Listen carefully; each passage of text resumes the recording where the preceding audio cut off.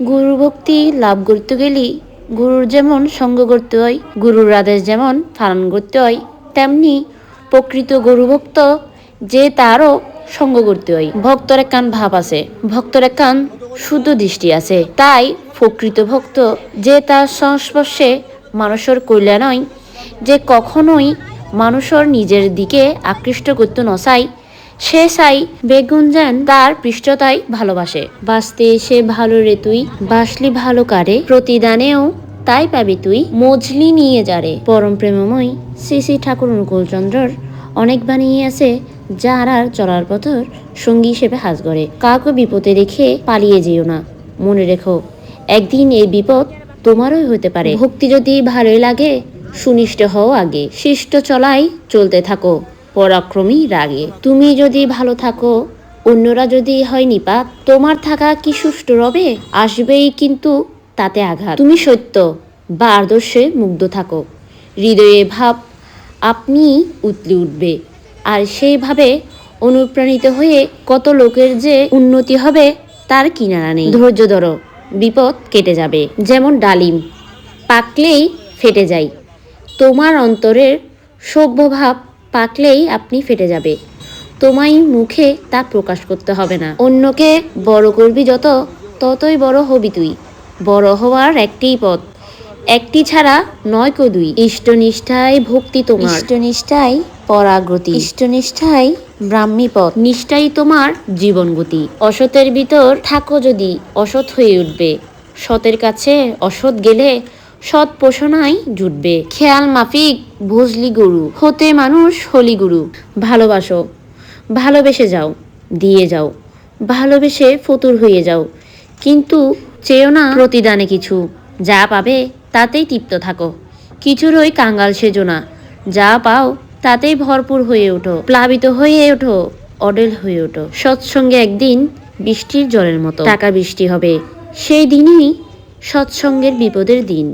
ঐশ্বর্য ক্ষমতায় মাথা ঠিক তাকে কমল করুই, ইষ্টের উপর একান্তই অনুরক্তি থাকলে মানুষ কর্মফল এড়াতে পারে। যদি রক্ষা পেতে চাও ভয় এবং দুর্বলতা বলে কিছু রেখো না, সৎ চিন্তা এবং সৎকর্মে ডুবে থাকো। আমার ইচ্ছা ছিল একেবারে দেহাতি ভাষায় কব, কিন্তু আমার তো সেরকম স্টক বা সঞ্চয় নেই। তবে যতই যা কও সত্যানুসরণে কিন্তু সব আছে, গীতার মতো। জয়গুরু। পরম প্রেমময় শ্রী শ্রী ঠাকুর অনুকূলচন্দ্র 138তম আবির্ভাব তিথি উপলক্ষে গঙ্গা স্নান উৎসব ও ঠাকুরের জন্মতিথি পালন করিবার লাই পাবনা হিমায়তপুর ঠাকুরের জন্মস্থানে উপস্থিত হই। আনার মতন হাজার হাজার মানুষ পাবনা হিমায়তপুর এসি ঠাকুরের জন্মতিথি উপলক্ষে ঠাকুর বাড়ি দর্শন করিবার লাই, জানা অজানা অনেক কিছুই জানিবার লাই এই জায়গাতে আসি। পূজা পাঠ তুই যতই করিস ফুল তুলসী গঙ্গা জলে, অনুশীলনী কৌশল ছাড়া জ্ঞান হবে না কোনো কালে।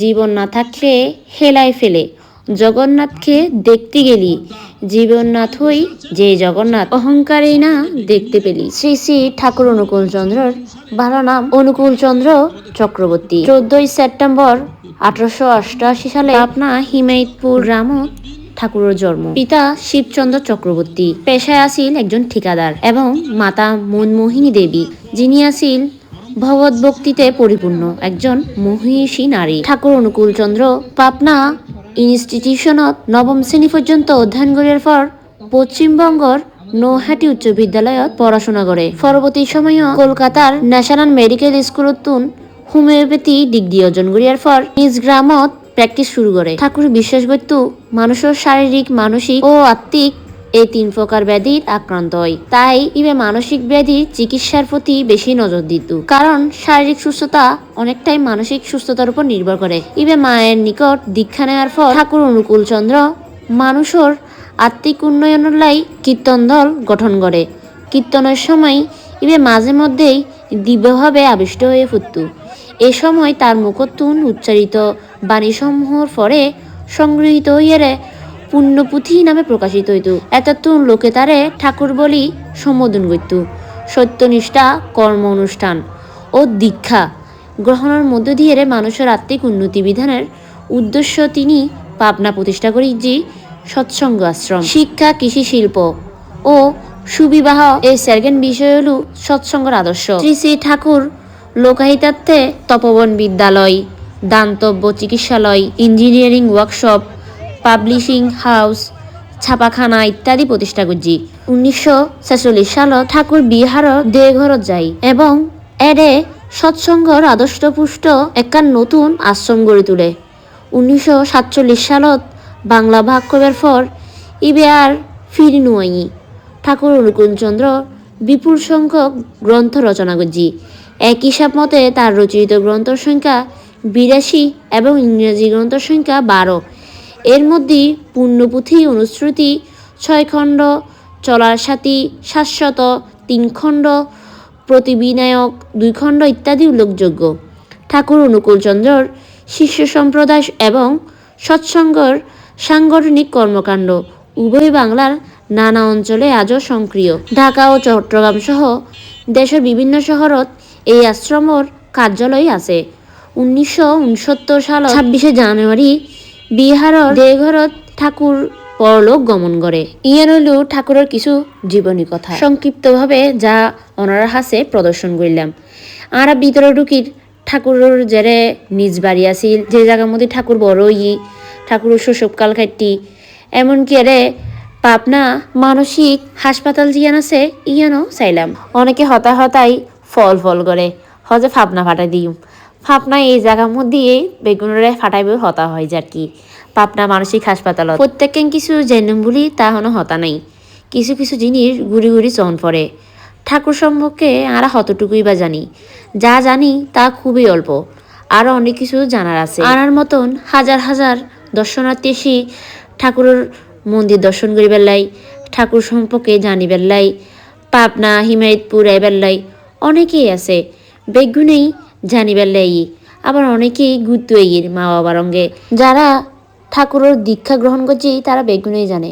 এটা ধনী গরিব বলতে কিছুই নেই, বেগুনে এক, তার পোশাকও এক, তার মধ্যে নম্রতাও এক। কেউ রঙে দুর্ব্যবহার করিবার কেউরই ক্ষমতা নাই। কেউ উঁচু বা কেউ নিচু ইয়ান বলতে কিছুই নেই। বেগুনে মুখে মুখে থাকিব জয়গুরু, কেউ অনরে হতা হইবার আগে প্রথমে হইব জয়গুরু। আরা অনেকে আছি কেউ নমস্কার, কেউ আদা, কেউ বা সালাম দেয়। আর প্রথম শুরুতেই জয়গুরু হইয়ারে সম্বোধন করি। গুরুর প্রতি নিষ্ঠা থাকা ভালো, বিশ্বাস থাকা ভালো, শ্রদ্ধা থাকা ভালো, কিন্তু অপর ব্যক্তির অঙ্গে তর্কাঘরণ বাড়ানো। পৃথিবীর মধ্যে অনেকজন অনেক ধরনের আছে। কেউ রাম ঠাকুরের দীক্ষিত, কেউ প্রভুপাদ দীক্ষিত, কেউ আছে যতীন্দ্রলাল গোস্বামী দীক্ষিত, কেউ বা অন্যান্য কুলগুরুর দীক্ষিত আছে। কিন্তু কেউ গুরু নিয়ে তহগরণ আসলেই সঠিক নয়। যার যার গুরুদেব তার লাই, যার যার ভক্তি তার অন্য জনরঙ্গে তর্ক করিয়ারে নিজের গুরুদেবের অসম্মান করেন আসলেই সঠিক নয়। কথায় আছে বিশ্বাসে মিলাই বস্তু তর্কে বহুদূর। অন্য যদি মনে করেন ঠাকুর আছে তরে ঠাকুর আছে, অন্য যদি মনে ঠাকুর নাই তরে নাই। নতুন ভগবানের দর্শন করিবার লাই অবশ্যই গুরু ভক্তি লাগিব। অন্য যদি হন গুরুদেবের দীক্ষা গ্রহণ নকরণ অনে সঠিক পথে হনদিনই চলিত নহারিবেন। লক্ষ্য ঠিক নথাকিব, সবসময় গন্তব্য উল্টাই যাব। অনে যে লক্ষ্যর মধ্যে যাবেন হনদিনও এই জায়গার মধ্যে যাইতে পারিবেন। অনার মন সবসময় বিচলিত থাকিব। অনে যদি কেউর আদর্শ নচরণ তাহলে ওনার হনদিনই ভালো একখান গতি নয়। আর যারা ঠাকুর দীক্ষিত আছে বা অন্যান্য যারা দীক্ষিত আছে বা ইতারা গুরুদেবের দীক্ষা মানি চলে বা এবার সঠিক পথ নিয়ে চলে তাহলে অবশ্যই এখান ভালো জায়গা যাইতে পারে।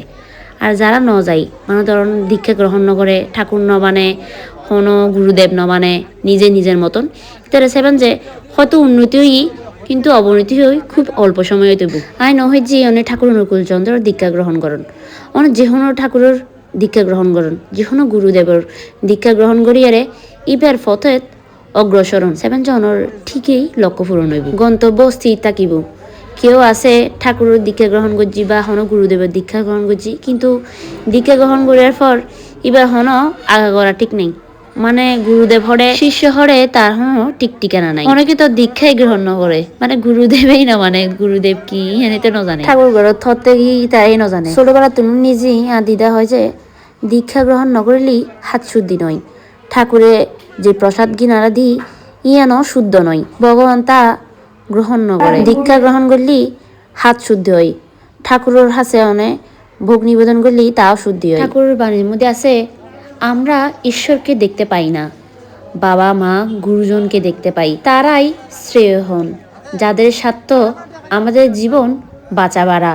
যত সুকেন্দ্রিক আমরা হই, কেন্দ্রিত হই সদ্গুরুতে, ততই ঈশ্বরের মাহাত্ম্য আমাদের কাছে উদ্ভাসিত হয়ে ওঠে। অঙ্ক শিকার জন্য যেমন গণিতজ্ঞ শরণাপন্ন হতে হয়, ভগবানকে পেতে হলে তেমনি সদ্গুরুর শরণাপন্ন হতে হয়। আজি এলে আর ভিডিও এতটুকুই।